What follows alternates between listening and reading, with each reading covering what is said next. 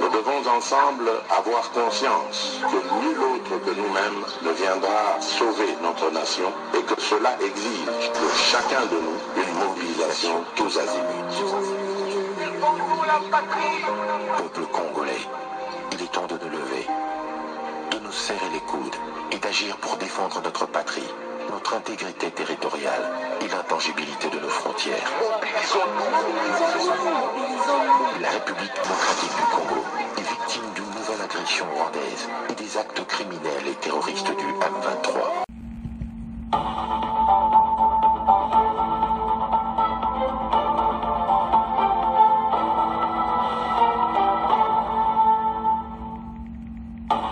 Bonsoir, bonsoir, bonjour, c'est Congo News 24. Bande Konanga, comme toujours avant de commencer notre émission, nous disons merci à Dieu.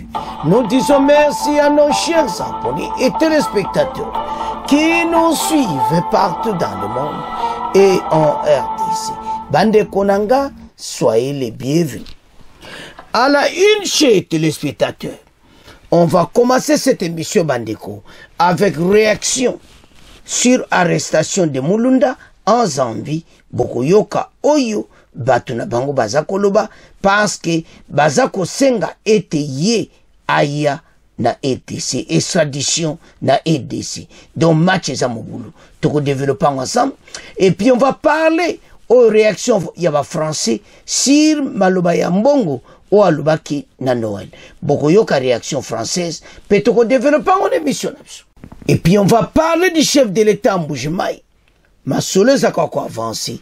Alors, Tokulubela, Silfachi, alors, Tozala connecté. Deuxième point, chers téléspectateurs. Blinken exige RDF 123 de se retirer du Nord Kivu. Alors, soldat RDF réclamé par sa famille, Tokoyoka, et Pindeto Lobawa, Bitumba, eza toujours en cours. Donc, Tozaka Kubunda sur le terrain. Alors, Banamboka, tous à la connecter, peut-être développer parce que Blinken a bengi fachi. Chers téléspectateurs, émission de M. Bandi et comme étant tous là ensemble, ma solo yamboka. Bande ko toko banda avec le chef de l'État. Azam menana Mbujimayi, azo continue. Akene ko visiter église ya pasteur à lekamingi na réseaux sociaux. Azo tonga église moka munene bandeko. Alors pasteur apena akumisa kifachi pe Bandeko Bokoyo parce que eza pena bulomo kitoko azosala. To mona ka le na réseaux sociaux mais nzokande azosala grand boulot le chef de l'État qui ko visiter place one. Alors ezosala du plaisir banamboka. Voilà le chef de l'État wapi na kati penza ya temple nandenge bazotonga. Alors RTNC pena l'accès. Alors tolanda excellent oyo bon auto avance. Alors bandeko ndebo mona vraiment ma solo église aza pena kotonga yango nano mais fatia koti na kati ndebo tolandi do eza vraiment kitoko mais tola nani ba image bon auto développer. Les Ganda, connu pour ses prises de position parfois tranchées quand il s'agit de la foi catholique, ces derniers a reçu la visite du président de la République, Félix-Antoine Tshisekedi, qui a visité les travaux de construction de la paroisse universitaire Notre-Dame d'Espérance de Mbujimayi. D'autres précisions dans ces reportages suivaient.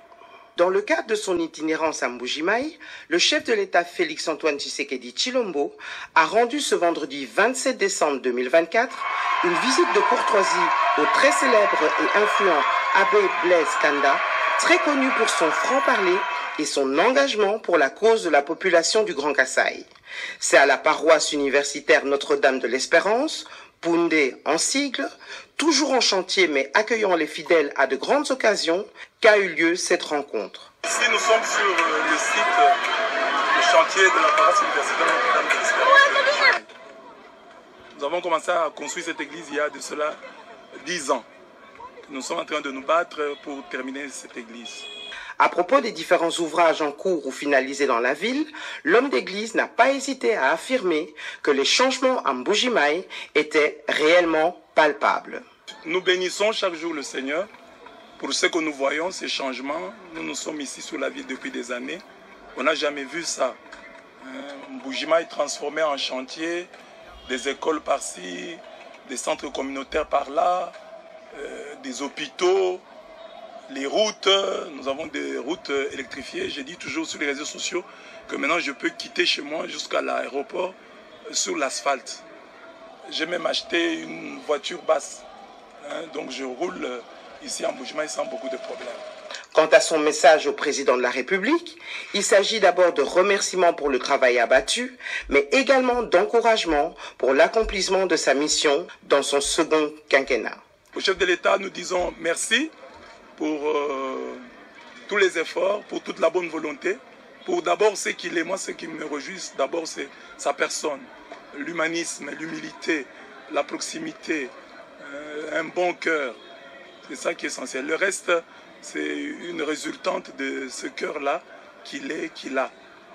Alors nous disons qu'il continue sur cette lancée, qu'il regarde tous les chantiers encore en souffrance, qu'il les achève et on reconnaîtra. Aujourd'hui, les gens peuvent refuser, dire n'importe quoi, mais quand vous faites le bien, tôt ou tard, le bien que vous faites plaidera votre cause, parlera de vous.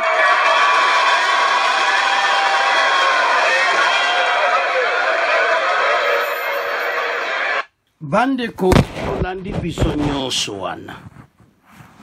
Donc Bolandi en tout cas ayebani trop na réseaux sociaux abeo. Donc alema kama kitoko pona fachi en tant que personne donc ndinga za bien ndinga zo sunga bolamu afachi maloba kitoko pona mokonza mboka. Voilà. Et loko tozoluka na catholique bakoma lokola ye. Pourquoi oyo bamusu baosala moti? Bato bakoki kozala me ba cardinal bango na futur azala me cardinal parce bo bazozala contre mboka to sepena te.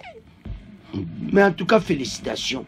Na maloba oyo alobi aloba na mboka to tika bino nango biso tozokende mena na tomeka to avancer na masolo.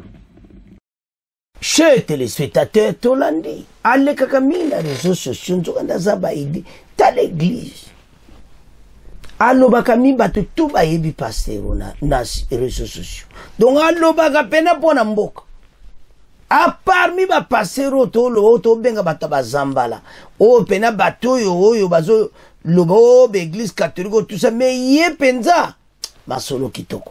En tout cas, Fatiboy d'église wanesila. Oh, vraiment, aloba kamakamu kitoko banamboka. Donc, elo to lukande ba patriarche aboy. Donc, zo kamuto azana zambala. Mais alingi mboka. Aso no ba contre mboka te. Boko yoka nde ba français ba lipo na mbongo. Donc, mawa trop. Mais tala ye. Masolo kitoko. Elo to zo luka yango wana. Eso senga ba congolais ba comprendre la situation ndenge mboka eza kokende. Osomona, alors, talo ya so sala, tala ndinga solo wapona mboka, mena tokende epa ya mbongo.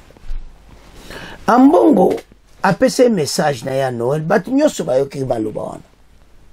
RDC komi enfer. Ah, RDC okaka, et komi enfer, ah. Tout ceci kapona chef de l'État lingi ete, aloba ye pena muto azana église. Toyebi ke pasi zana mboka. Me makamba mbongo azoloba ermoso tali. Wana oza koloka mboka parce que yoza ufolo maluba kitoko pona mboka na yo ebonga. Mais il y a pesa onde un nom l'enfer sur terre. Tozoloba na ye au nom de Jésus.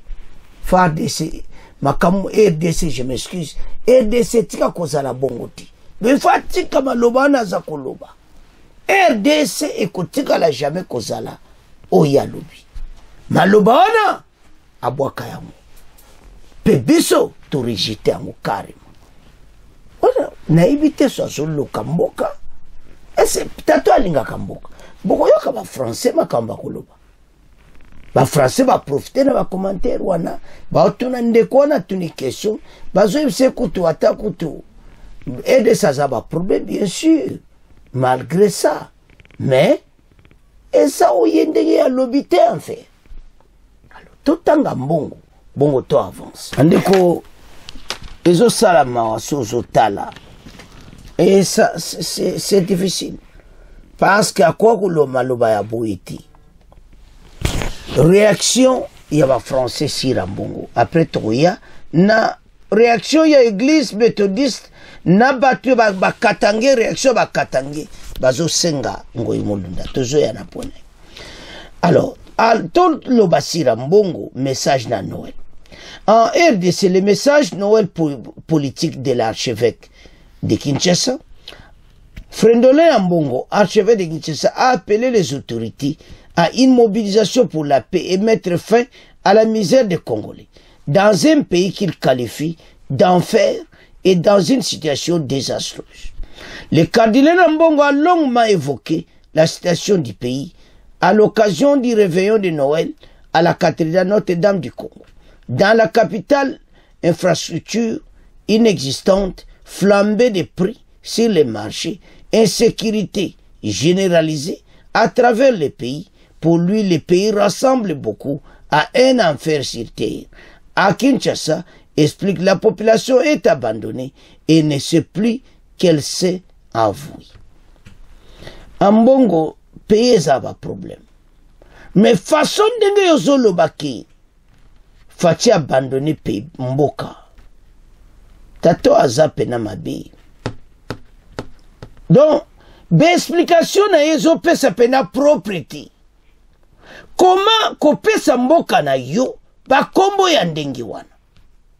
Non, cardinal yo, maloba na yo to rejetango au nom de Jésus. Alors, bana mboka, tolanda ba français réaction na bango, bongo to avance. Ludovic nous appelle de Lubumbashi. Bonjour Ludovic.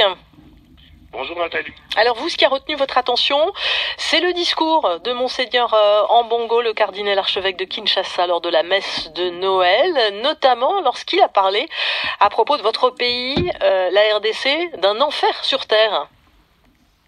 Exactement, nous avons toujours connu l'archevêque comme étant celui qui rassemble, celui qui dit tout haut, c'est que le peuple congolais pense tout bas. Mais j'ai trouvé que cette fois-ci, l'archevêque est allé un peu dans l'exagération. Sachant que notre pays actuellement, nous sommes en train de traverser une vague d'agression à l'est du pays. Nous devons aujourd'hui prôner l'unité, nous devons aussi reconnaître les efforts du gouvernement du président Félix-Antoine Tshisekedi et dire que le Congo est aujourd'hui comparable à un enfer sur terre. Je trouve que l'archevêque a quand même exagéré. Ouais, mais vous reconnaissez vous-même, Ludovic, qu'il y a des problèmes dans ce pays et qu'il faut malgré tout en parler. C'est juste l'expression qui vous a choqué. Oui, des problèmes, il y en a. Des problèmes, il y en a comme dans tous les pays en Afrique. Et j'ai bien dit tout haut que nous sommes un pays actuellement en guerre, agressé. C'est vrai qu'il y a des améliorations à faire dans le domaine social, dans le domaine économique. Mais dire que ce pays ressemble à un enfer sur terre, là, je trouve que l'archevêque a exagéré. Il est parti en cherchant du buzz, comme on le dit. Oui, vous dites qu'il cherche à amener un conflit là où il n'y en a pas et que l'Église doit s'efforcer de ne pas toujours rester dans l'opposition. C'est votre sentiment, à vous, que l'Église en RDC est toujours du côté de l'opposition ? Exactement. Sachant que l'Église a joué un grand rôle dans la transition du pouvoir entre le président Félix Tshisekedi et Joseph Kabila, je pense que quand il y a des bonnes choses qui sont faites, l'Église doit applaudir, et quand il y a des mauvaises choses, il doit le dire. Mais toujours rester dans l'opposition, toujours chercher à taper le gouvernement, sachant que le gouvernement actuellement est en train de faire des efforts, et toujours faire de la politique de l'opposition. Je trouve que là, l'archevêque a quand même dérogé à ses engagements, parce qu'il doit toujours être l'église au milieu du village, il doit être le rassembleur dans un pays, je le rappelle encore, en guerre. Merci Ludovic, bonne journée à vous, à Lubumbashi. Makamoto zolo bayango. Boyo kananu binomoko. Tambalobio, voilà l'église catholique, ba omona ke bazo tangaka bango et tout ça. Balingaka église catholique tête, mais bino bolingi mokonza mboka te. Qu'est-ce que vous attendez des Congolais? Ba Congolais va voter 74%, 73%. Balingaka yi à partir va voter. Yo prêtre ozo loka mboka. Ça c'est vraiment oyo kaka aloki RDC ndenge wana mais ko simba te parce ba congolais ba rejeter ango au nom de Jésus. Alobi un peuple abandonné et tout ce boy ba français pende ba juma lo bango lisusu. Donc et ça la propriété. Ba politicien ou bien bato ba OTFC le lobanza. Cardinal Ambongo. Non.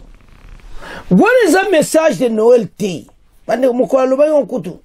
Na le lo te mais tellement en français ba lo bango sunabité. Photo lo ba yango. To rejeter maloba oyo. Tant que zo kota na radio ba français, ba zo continuer maloba oyo.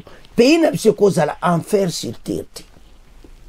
La RDC zamboka moko kitoko. Il fallait yalo bakaboyi. Fati akuti mboke se kufa. Oyo bato batika ki mboko oyo. Basala ki ango c'est pour Fati ya ko souffrir boy. Et il ne voit même pas le travail zo salam. Azo mono Fati zo salate. Mais tout cela en Mbongo 1 kuna ezati. Yeka contre président Félix. Mais bisope tozaka to lobana yo. On ne peut pas accepter de telles paroles en tant que Yaza cardinal. Donc, dans le bani Allah kelimbo kamabe. Mais tout ça, c'est qu'au nom de Jésus qu'on sympathie. Comment que le pays n'a pas ça en fait? Comment yo prêtre mon Bible zolo makamabe pour namboka? Il fallait dire de bonnes choses. Tant qu'on soit la Bible, on soit tanga, on soit de bonnes choses. Mais ouais, le biona, ça me fait mal. En tant que chrétien. Et le connaissait qui est côté. Il y a un ça va congolais. Ça se voit. Bateau balingi mbokati. Donc, acte nyon se fatia composé par catholique et zolo en rien. Bota la pasteur wana mbujimai. Bota la ye prêtre wana. Ale kakada réseaux sociaux. Abunda kapona mboka. Azo tongue église au sakanati. Fatia atali, non. Oh, il faut pas soutenir ango. Et puis ça suffit kalaté aussi là. Pour chef de l'État au Tchamaboko. Gouvernement au Tchamaboko, église ou là. Mais, comparé si vous y êtes nambo. Bato bakoza ba cardinal bango wana. Mais bambong ba yote occasion ba bimba cardinal. Non. Tala mutakoza cardinal. Wana tumona zo tonga église na Mbujimai. Ozomona? Et ça zolo bakeyi mutaza pena na réseaux sociaux ko sakanati. Mais ayokutana na fatia tete. Alors ya auto loba. Ba congolais, tala pays otoza. Biso nyos toza ensemble. Toza la contre ba prêtre oyo. Tala. Na zo sablon vérité. Ndebo moni EDC wana ezaki akubatama. C'est pas si bokonza mboka yi abimisi nyonso wano ba bomba ya mabe ya anto komo mona yango. Le pays était déjà détruit. Fatina so tonga. Tala mama yemo. Tala zo sala na Kinshasa. Na mbonga zo mona te. Ba mama zo boto fele.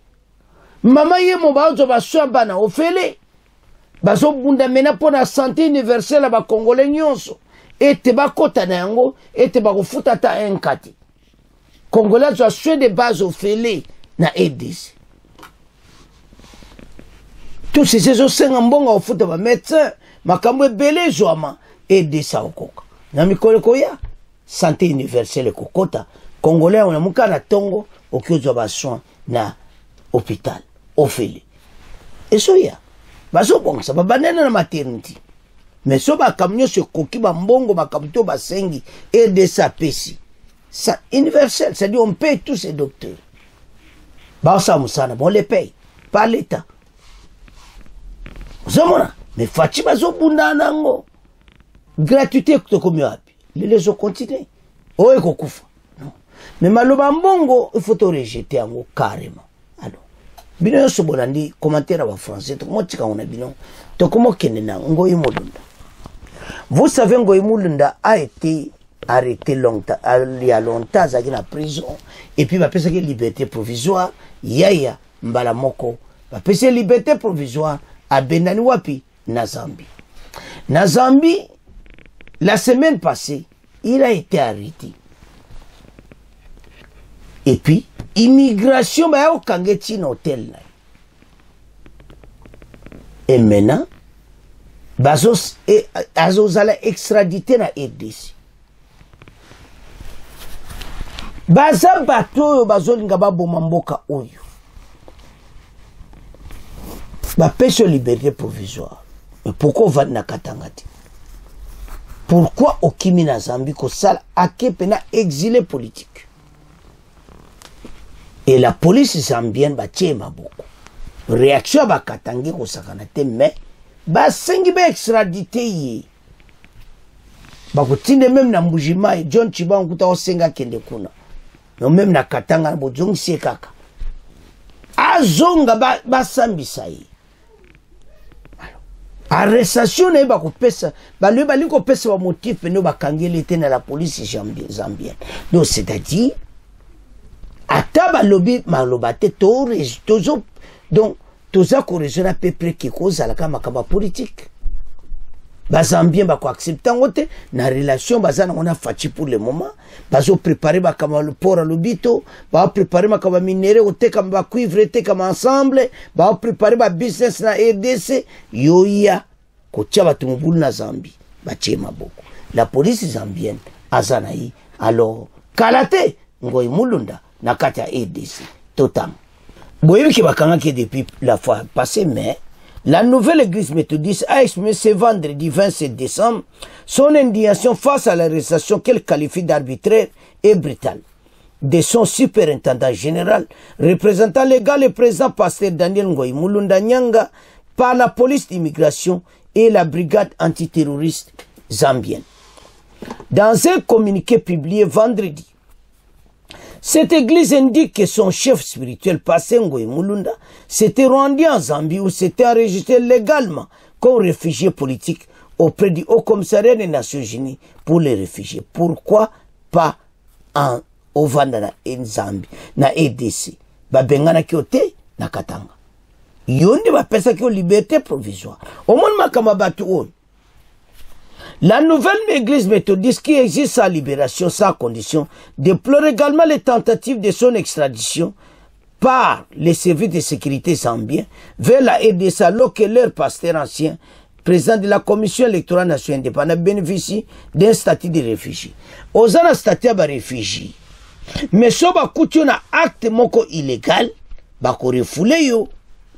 Et ça te pose à Mukanda wana.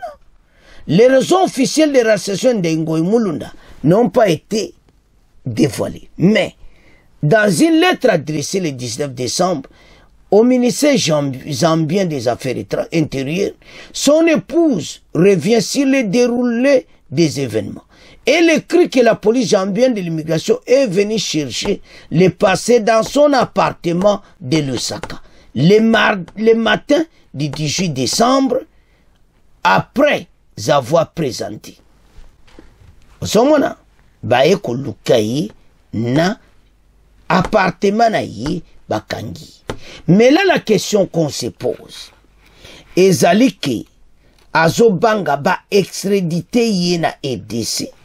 Donc, tant azako banga déjà, ezo laksaki makambo yo bande kotala oyeba ba tata oyo azalaki na prison mais soki tozotala makambo nyonso oyo ezosala plaisir te parce que na ndenge yaza na makambo nyonso ezolakisa clairement ete aza motifu batia ye maboko. Osomona yakimaki kuna pona ni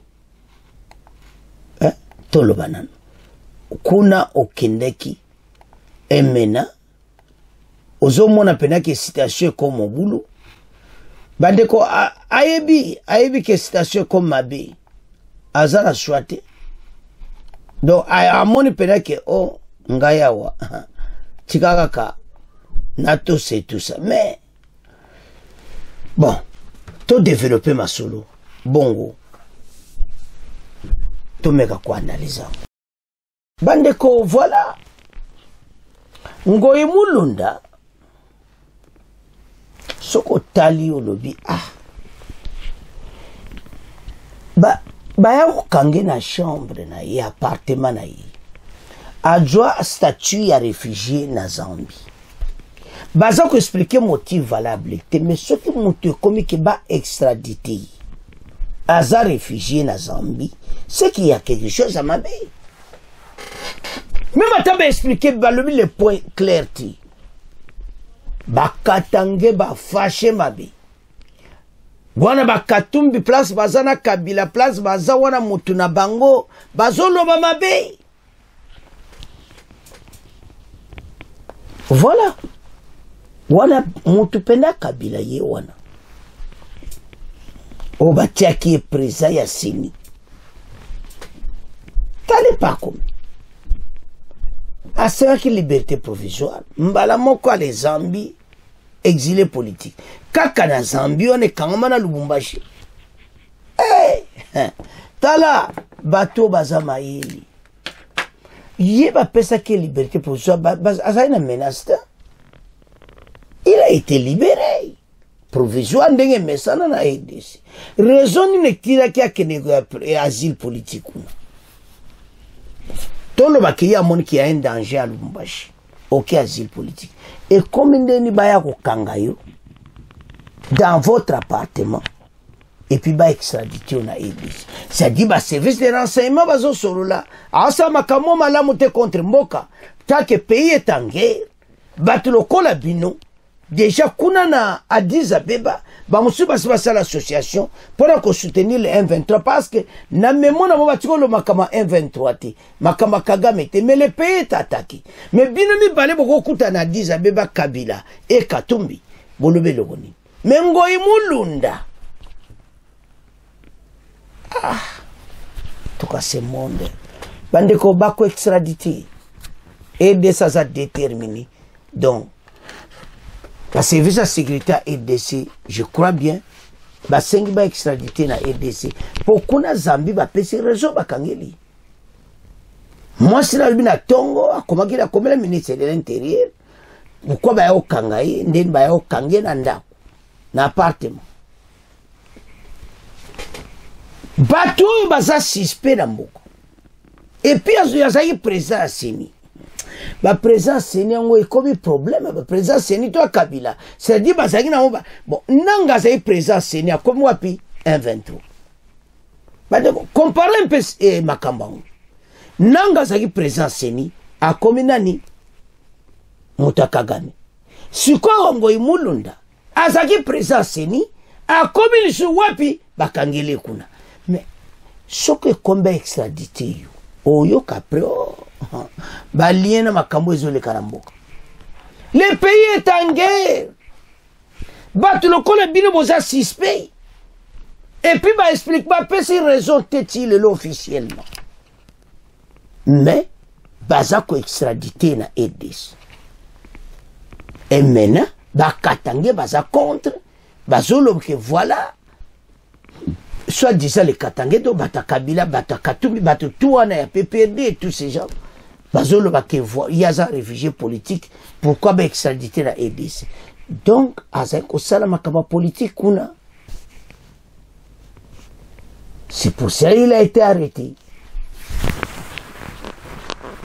Donc, pas si tu es raisonnable. Beaucoup de lobby, renseignement à Bissou. Les conférences de presse, on a extradité pour parce que ils ont trahi RDC. Pays a trahi à tel point qu'ils ont ça la passe à vos samarati. Les Congolais tout la mouka. Tu peux continuer à boiter, puis tu peux accepter ma camboti. Bateau, bazo déranger mboka na ndenga muketi. Tu peux accepter moti. Et puis il faut tout tellement pour ce pays. Tout le monde a pour mboka oyo. Congolais nyoso telema. parce que ba président wa seni oyo Kabila tiaka bango nyonso bakomi bato exil politique bakomi senga asile politique botala bino moko soki tozoloba ke bato balingai na bamboka te mais azalaki présent seni mboka eza détruit totalement botala baprésent seni nyonso mibale na exil politique asile politique mosu wana atika asile politique akomi ne kobomba congolais na Kagame tant totala biloko aboyi méfiez-vous gouvernement oyo eleki balingaki mboka oyo te so balingaki mboka oyo tokomona bascénario tozomona te bato baki okuta libanda na oyo na 10 Kabila na Katumbi babuluma mpona mboka mabe eza propriété alors bana mboka tokomotika ona bino tokomokenda mpona biso oyo ya suka oyo yindi le président américain ye Blinken ajwaki maloba abengaki président Félix basolaki mais tozoya na mpona ta basoli après asengi départ ya armée rwandaise mais tozoya nango ambre mais awa tobanani na dossier ya soda oyo bakangaki soda oyo baaméricain me bango ezosala parce mena Rwanda azobangale FARDC pe azaka kolobela ngo publiquement selon des informations FARDC aza en contact famille na ye ba photo musu bazwi famille na ye bazaki en contact mais ba Rwandais bazo nié que ça y est armée rwandaise alobi eza soda na bango te nazo yeba bato te bokosa ti wapi asa soda Kagame azomona clairement aza tutsi il a été arrêté mais ba famille ba sengi mais gouvernement rwandais lokola bazo banga tala bango bazolingaka te preuve ezalaki bango baza na ADC o musani bozobunda na biso tozomona bino la guerre entre les deux armées bazomonana tozobunda na armée rwandaise au front mais quand bazokota tozomona milai bango bazokota ba video eza Kagame azobata mapona ni pourquoi zolinga te yebana ba américain bakokonjaka ti bakoma na vérité bakambo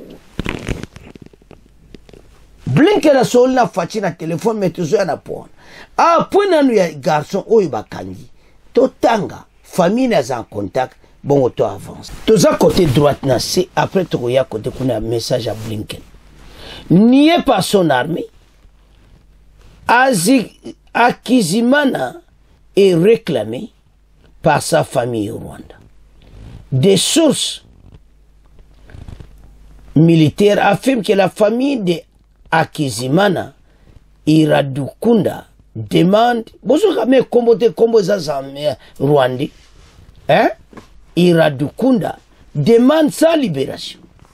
Ces soldats de première classe de l'armée rwandaise RDF capturés au front le 21 décembre et présentés le 26 à la presse congolaise à Lubero. La cellule de renseignement de l'armée congolaise a pris contact avec la famille du soldat au Rwanda. Sa famille, qui souhaite la libération de leur fils, a envoyé quelques photos à Arizimana pour confirmer. Ma photo yaki, au tel ma photo dans les réseaux sociaux, bokere bokomona. Et c'est lui. Mais les Rwandais continuent à nier parce que Kagame a l'unité américain va confirmer une preuve qu'il y a ça pour y avoir un kango. Mais les Américains va se voir qu'il y a ça na RDC. Ako wanga na ti wapi. Tola na moi extrait oyo. Bon auto avance. Nous allons parler sécurité dans la partie est du pays. Dans le sud du territoire de Lubero au nord Kivu, un présumé soldat de première classe de l'unité spéciale de l'armée rwandaise RDF a été présenté jeudi à la presse par le porte-parole des opérations Sokola 1 Grand Nord des FARDC. Ce capturé a livré des témoignages devant les journalistes. Nous allons suivre un reportage des Grévis Salomo depuis Lubero.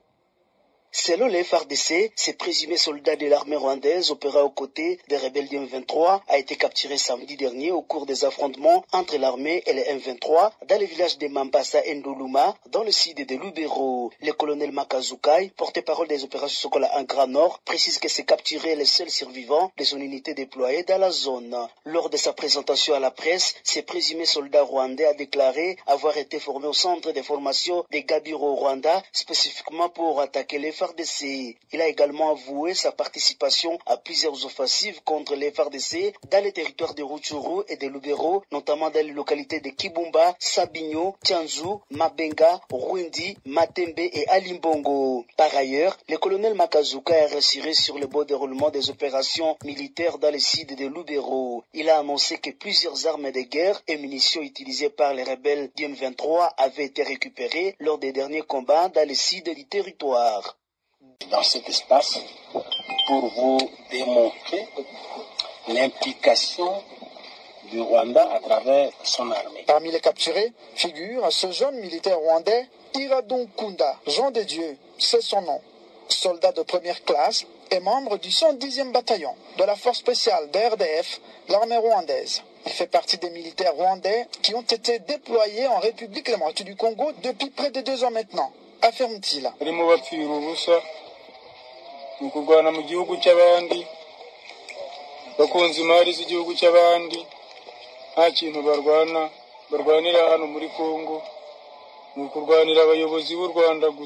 Nous avons été déployés en RDC par notre président Paul Kagame afin d'attaquer la menace sécuritaire contre le Rwanda qui sont les FDLR se trouvant sur le sol congolais, déclare-t-il. Blessé au combat avant d'être capturé, ce jeune soldat rwandais de 22 ans est bien pris en charge par les forces armées de la République démocratique du Congo, respectueuses des principes du droit international humanitaire. Bandeko tolandi wana bitumbezo continue na à l'est. Donc ça le pays est en guerre. Farde sa kotika bango te toujours continuer bakama cesser le feu ane komi nango mutaoyo kanguli swazati. Biso to ko avancer to récupérer ba territoire na biso. Guerre muswezana Kibumba na kota Nirango. Et musukota Lubero tozo bunda partout. Nous allons vaincre cette guerre. Kagame penache ba Soudan na front. Ba wuti pena Rwanda. Ces soldats rwandais qui a dit Bolandi. Les soldats de Kagame. Il a été envoyé pour la Kobundana FDL. C'est le message à Kagame. Mais Kagame a zone nié que armée na eza na FDCT. Na yebiti okoni eti wapi. Tobanaka okanga bangote. Zomona. Bazake bele musuba kufi. Musa mote passe bakufi bele. Yeba bisu to perdre 3 wazalendo. Baomba kufi bele na bitumba wana. Zomona. Alors, maintenant, ata wangani, la preuve est là. C'est aux communautés internationales d'agir clairement sur Kagame pour attirer l'aventure à l'est de la RDC. To continent d'engue wanati. Ces pays to comme on a aventure au tête aux hommes, ba américain ba vanini. Alors maintenant, ba réagir na téléphone. Match za mubulu.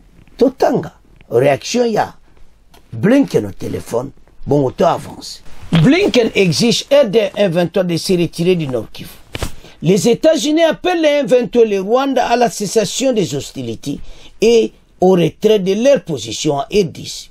Le secrétaire d'État Anthony Blinken s'est exprimé ainsi issu d'un entretien téléphonique ce vendredi 27 décembre avec le président Tshisekedi au sujet de la crise dans l'est de la RDC. Même les Américains, ils ont salabango passe ba commune Sony complot tout basali contre biso et balukeli ba on preuve konko bima yaboui ko kanga ba soldats rwandais sur le sol congolais.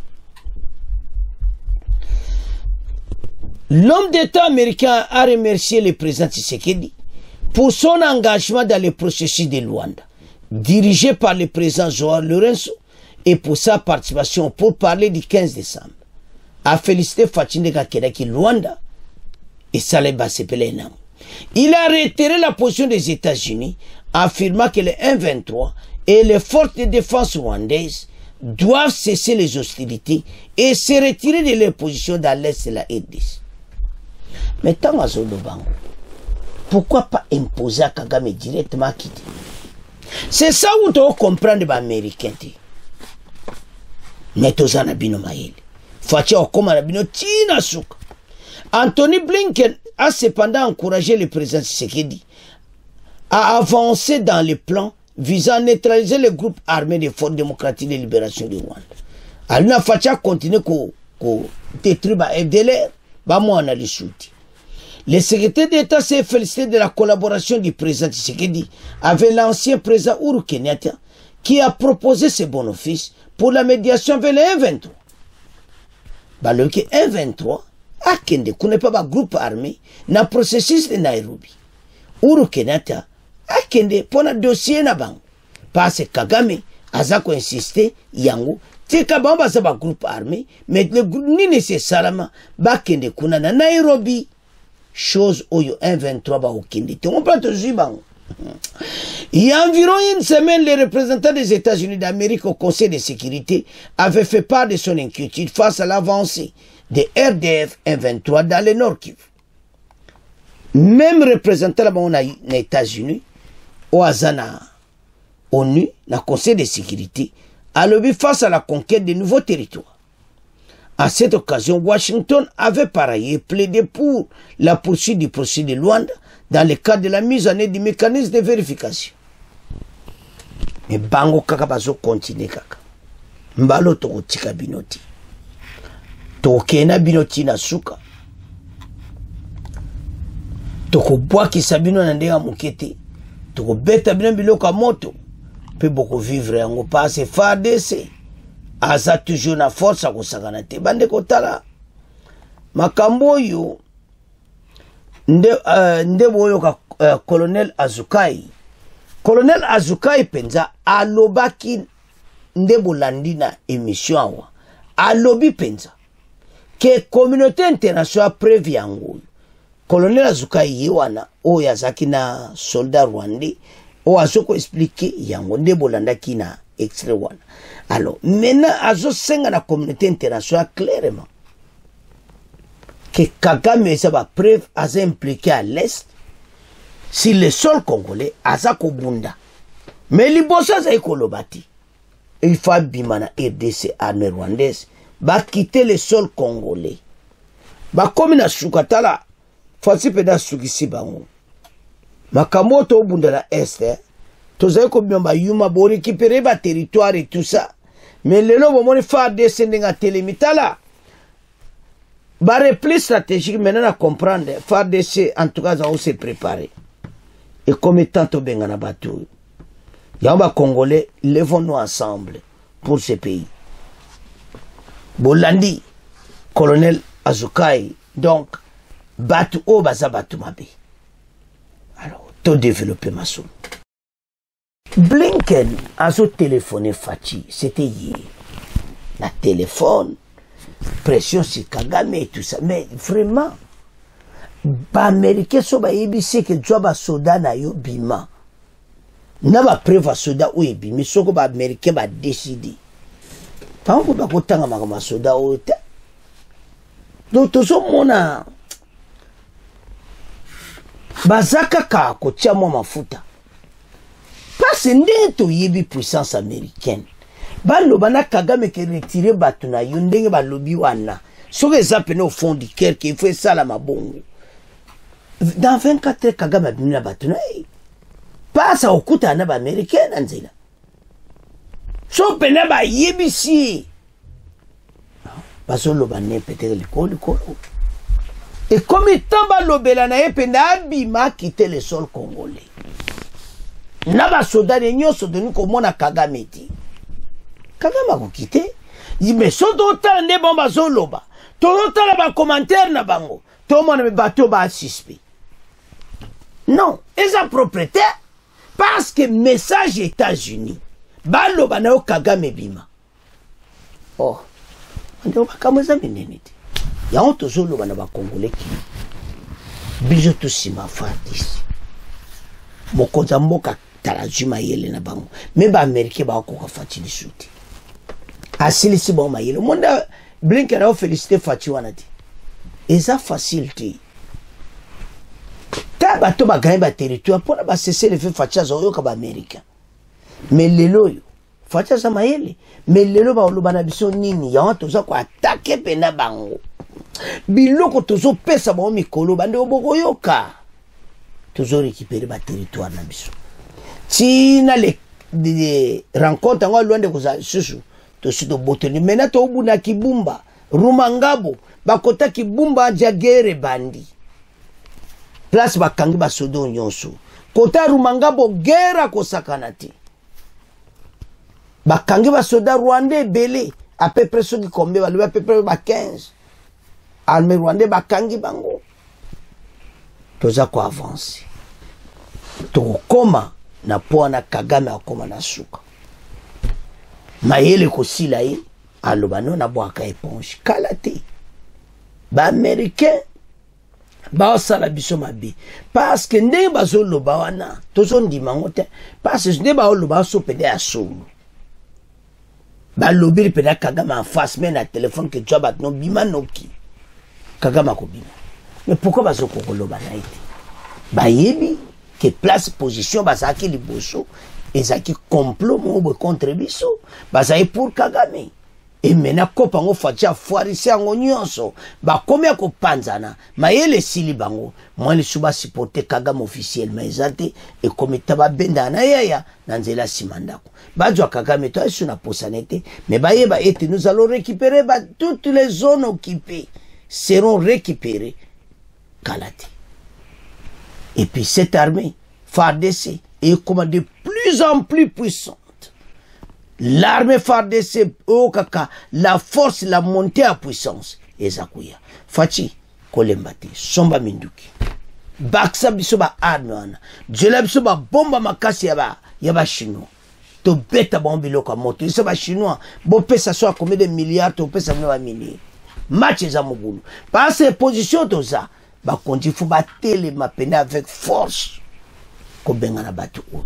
Alors, chers téléspectateurs, comme on a fait émission à Bissou, vous continuez à s'abonner massivement, vous partager, et puis vous s'abonner à la chaîne Bissou Moussou Bande Konangai, aider Congo Basango, toujours Tchabiloka bien kuna, bon Lukabo Kena, aider, ou Betika aider Congo Basango télévision, ou comme on a chaîne Bissou Moussou. Alors, Banamboka, merci de la bonne émission. Au revoir. À la prochaine.